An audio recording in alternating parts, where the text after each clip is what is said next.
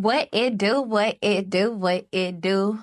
Y'all, it is your girl. I am Sip Love, and we are here with another episode of Love My Dirty Style podcast. So today, you guys, I have somebody with me, okay? He from Mississippi. You know what I'm saying? He didn't move down here to Atlanta, getting his name out, you know what I'm saying? He hear me talking about him. So without further ado, I'm gonna go ahead and let himself introduce himself, and we're gonna go ahead and go from there, all right? So go ahead and tell the people what's your name, where you're from, and what we doing on this podcast today. My name is Zoe. I'm from Jackson, Mississippi. Moved down here in 2020. What I'm currently doing in Atlanta, I'm getting my master's right now for my MBA, with a focus in supply chain management. I'm also the CEO and owner of Glory Clothing, which is what I have on right now. So we'll definitely talk about that more later on in the podcast. Okay. So everybody on this podcast has to answer this question, okay? So we're gonna go ahead and hop right into it. Y'all already know what I'm about to ask them. What four states do you classify down south? Uh, Louisiana, Mississippi, Alabama, and Georgia. Okay, per. Yeah. Okay, so y'all already know once again, all the people that I invite on my podcast is from Louisiana, Mississippi, Alabama, or Georgia, okay? Because to me, that's the down south. And you can agree with that, So, right? yeah, people say Exactly. like Carolinas and Florida. I Right. mean, it's south, but I don't feel like it's down south. Like I don't feel like it's deep south for sure. We talking about like the third little boy states, the smaller states, Exactly. okay? They're Right. still like Yeah. provision, right? Okay, so tell the people how life was for you growing up down south. It was cool. I'm not gonna front like we didn't have anything. Like my mom didn't work hard, my dad worked hard. I mean, I grew up in a single parent household, but it didn't feel that way because I mean, I still had my dad. I'm his only child. So he took care of me and everything like that. But like outside of like just the way my mama took care of us, going to church and different things like that. I mean, Jackson was Jackson. So the only way to stay out of trouble was to like really stay in school. So that's that's really why like a lot of us went to school, kept going to school and still in school. Because it's just like in Jackson, there's really not a lot of options, choices, or decisions you can make. It's either good or bad. So yeah. And I love how you said that, okay? Because that was going to be my next question about growing up in a two-parent household versus one. So you can confirm that you did grow up in a one-parent household. Correct. Yeah. Okay, so let's talk about growing up in a two-parent household versus one, okay? Do you feel like it would have been a big difference if you did have both your mom and your dad underneath the same household? And if not, say that. And if yes, say that as well. I mean, well, I had my stepdaddy along the lines, like later on in life. So I got that feel of like a two-parent household. Honestly, the only difference was just actually being able to like do stuff with my stepdad a lot. Let's go to games, just do a lot of different like bond activities from like son to father type thing. More so with just my dad, it was just like, all right, when we see each other, then we'll hang out outside of that. But Yeah. my mama held it down. Like I'm talking about 2, 3 jobs, like whatever it took. So it's just like whatever struggles or like defeats she had, like we didn't see that. And if we did, like she really tried to hide it. But it was never a situation where like I wanted something or wanted to go somewhere and I couldn't go because of like financial reasons. So yeah. Yeah, okay. So I gotta ask this question because we love a black woman from infinity to infinity. So growing up, single parent household, your mom took care of you. Do you remember the songs that you grew up listening to that your mama would like blast out with this in her car in the household? Do you remember those songs? Yeah, for sure. What songs your mama was listening My to? mama a big Mary J. Blige fan. So I can't even think of it, but like it got the look. I want to say "Runaway Love." I think is that by Mary J. Blige? Yeah. I don't really think that was her like anthem. Like it's a Mary J. song that'll come on. And it's just like I know, like my mama somewhere dancing right now. Like if she hear this, and it's just like she do like the little walk with it and everything. So I really can't think of the name, but I used to know it because she listened to it all the time. But yeah, she was definitely a big Mary J. And Keisha Cole fan, so we listen to that a lot in the car. Outside of just like Ricky Smiley, that's how we listen to. Yeah, I love that. Okay, so let's talk about life transitioning to Atlanta. How did you get to Atlanta, and what made you want to leave Jackson? So when I moved down here, I was staying in Starkville at the time. I had just graduated from Mississippi State, and it's crazy because I hadn't even actually graduated yet. I think my graduation was like maybe a week or 2 away. And then I had like a situation happen unforeseen to where it was like forcing me to like leave. Like I was ready to go, ready to start over, go to a new city. So I pretty much just like packed all my stuff up in my apartment because it was already like paid up. Told my dad I was on the way down here to like just move in with him for a little while till I got on my feet. And I pretty much been here ever since. Like I went back home, I flew back home to graduate, and literally flew back to Atlanta the next day. So I mean, when my mind made up and I was ready to go, like it was time to go. Yeah. Now, do you remember the first thing that you did when you got down here to Atlanta? Oh, probably like the first place that you went to. Do you remember? What's like the first thing you did? So you done came down here, you say you went to your daddy house? Yeah, I mean Okay. the first thing I did was I got some great za. Like that was like the very first thing I did because it was just like I always like I hear about like Atlanta having like just good weed. Like and it was just like, man, like I gotta see what's going on. So Wait, hold on. You think it's better than Mississippi weed? for sure. Man, for sure. Like, man, that shit in Mississippi stepped on. Like, yeah, that like for sure. Like Atlanta way ahead of time. Yeah. But like outside of that, I think I went and got some American Deli. Just my typical West nigga shit, like West Jackson shit. Like I went and got some American Deli from the West End Mall. I think I went to Lennox or something like that. And that was pretty much it far as like when I first moved down here. Because I ended up going to like Miami for my graduation trip or whatever. Okay. And then when I came back from there, it was just like work. So I had already had a job and everything like that. So once I came back, it was just strictly work. I want to talk about a different aspect. Okay, so we still talking about down south.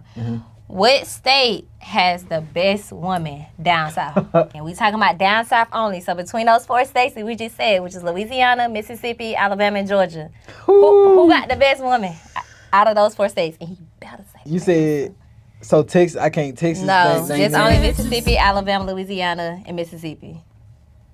Georgia. Mississippi, yeah, Alabama, Louisiana, and Georgia.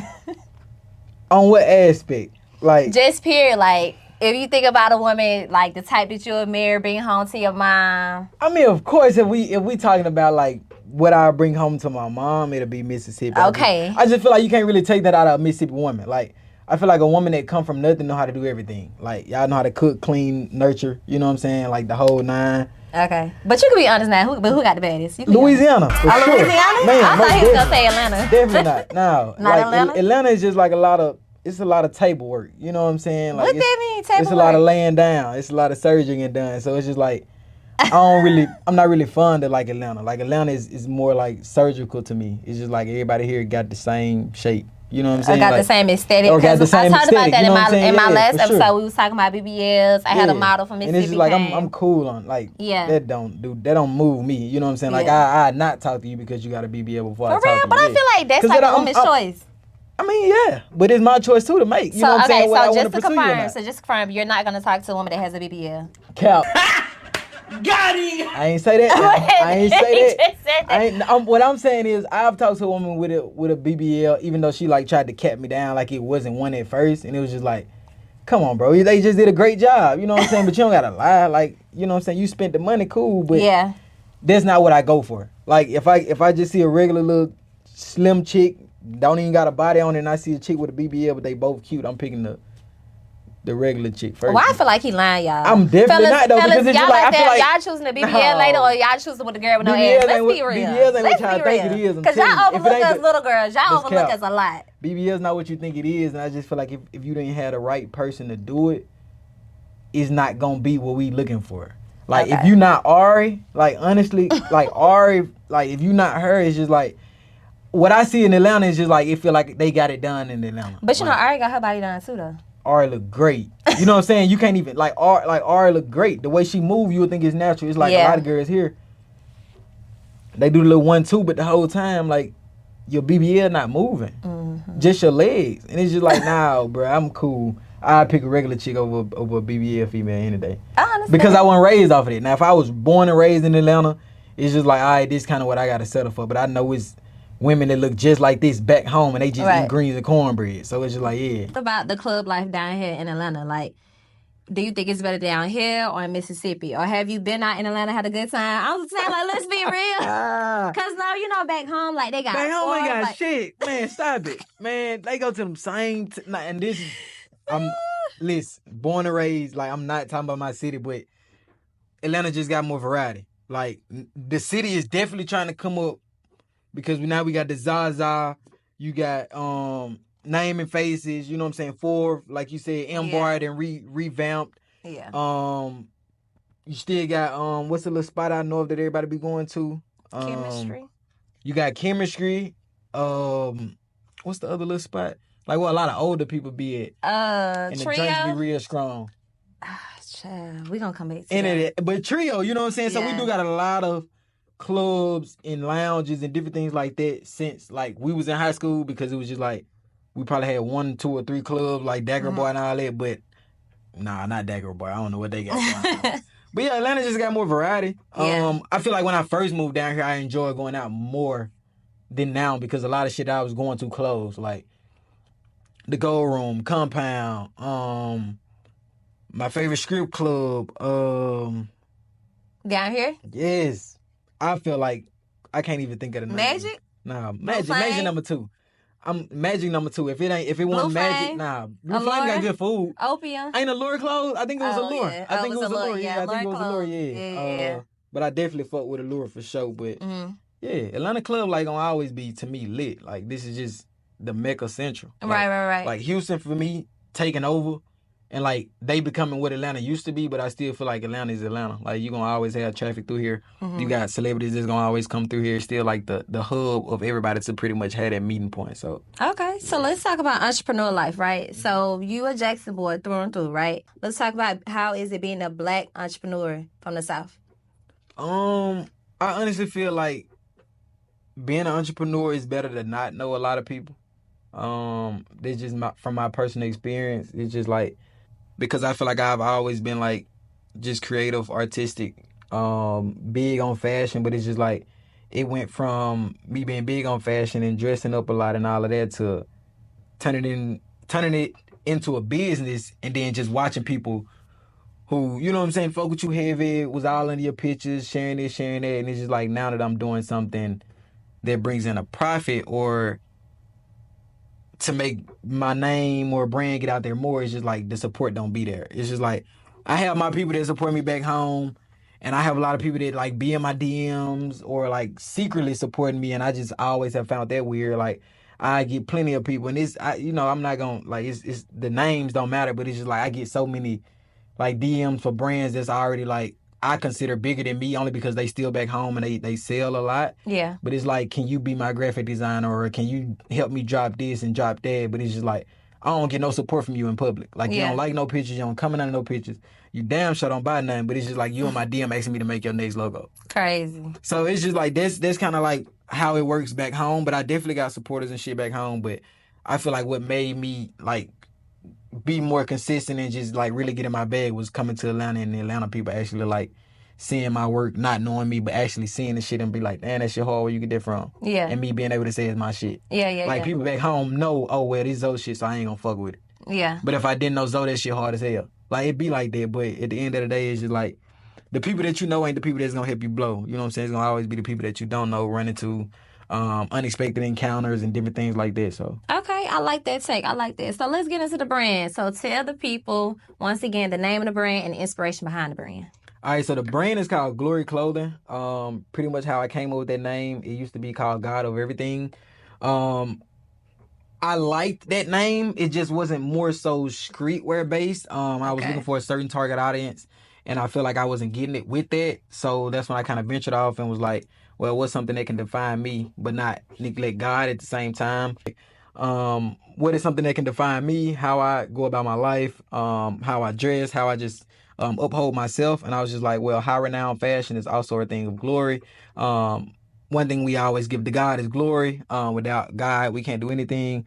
So it's just like a lot of things played into that name, which made it like what it was today. And it's just pretty much just simple as it. It's Glory Clothing.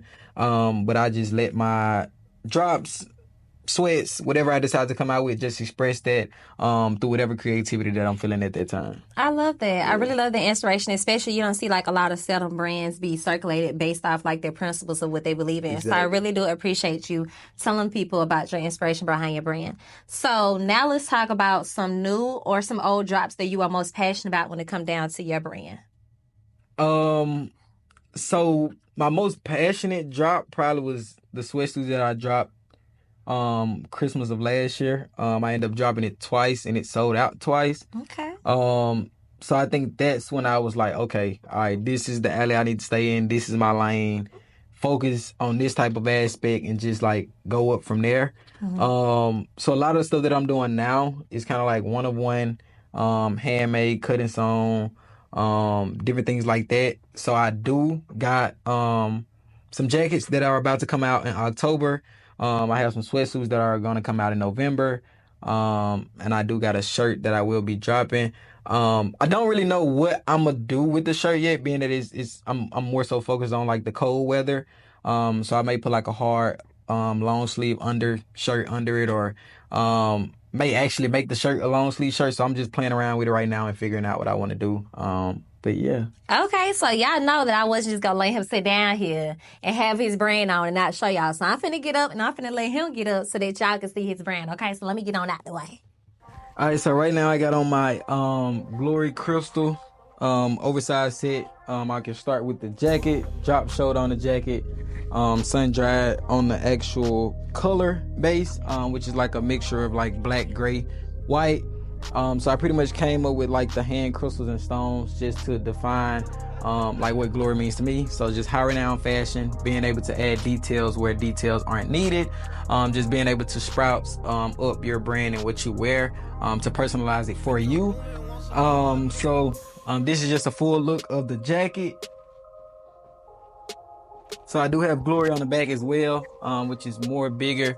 And I got the crystals and everything going around the hood as well.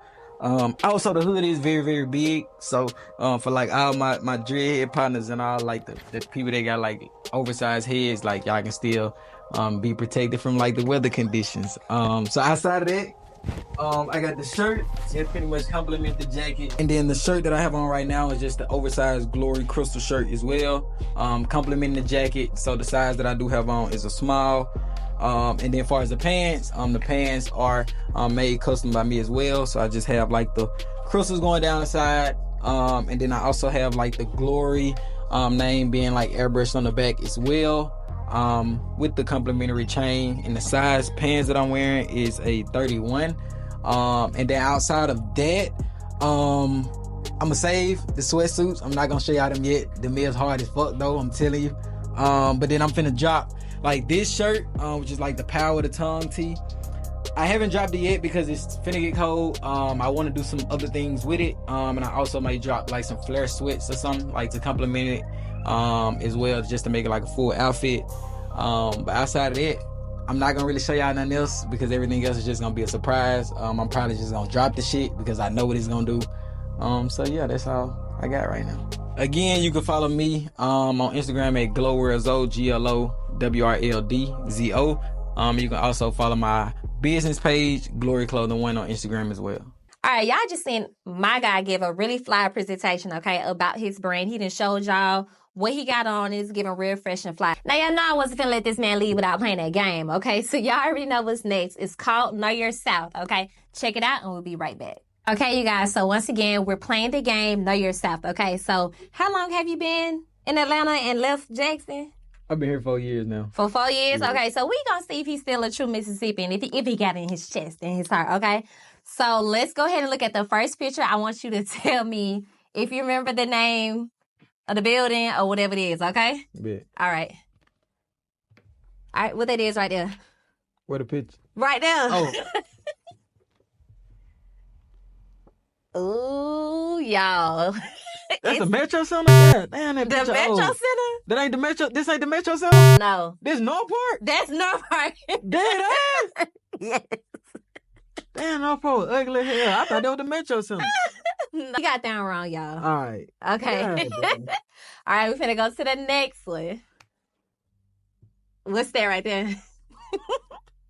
Man, I want to say Piggly Wiggly, but I could be wrong. That Piggly Wiggly? Yeah. Okay, he got that right. Piggly Wiggly. So that one actually over there by my house. That's the This Northside one I know. Drive, Yeah, yeah. for sure. Yeah, okay. Okay, we're going to the next one. Okay, I had to switch it up with this one. What field That's that is? Northfield. Okay. Yeah. Okay. So tell Oh, the Merle, people what sorry, field I that is played. again? Northfield. Northfield. Okay, he got that right. All right, we're going to the next one. Boom. I know he ain't know what this one is. Man, come on with that. Y'all see this This man is Jason? face? Yeah. Man, that shit like bourbon shit on the outside. Look out that window. No, Man, this is Jackson. I'm gonna say trio, but I ain't never seen nothing look like this in Jackson. You close. It's 4th. That's supposed to be inside 4th. Now, y'all second me if I'm wrong. What? That's supposed to be inside 4th Lounge. That's what he said on Google. That move was 30. Okay, he got down wrong. So you what? 2 for 3? Yeah, I'm 2 for 4. Okay, 2 for 4. Okay, next one. That's Regency. The Regency. Yeah. You remember Kobe and them used to do parties at the Regency. Cool, yeah. Shout out to Kobe. And who else? Debo. Shout out to y'all, man. Y'all done did my childhood up. Y'all had us lit for sure. Okay, you guys. So we just wrapped up with the game, Know Your South, okay? Be sure to keep up with the podcast, Dirty South Network on Instagram and also on YouTube, Apple Podcasts, and Spotify. Love My Dirty South. All right, y'all. So we're going to be in tune with some more episodes moving forward. Y'all be safe out there and have a good night. It's the Love My Dirty South podcast.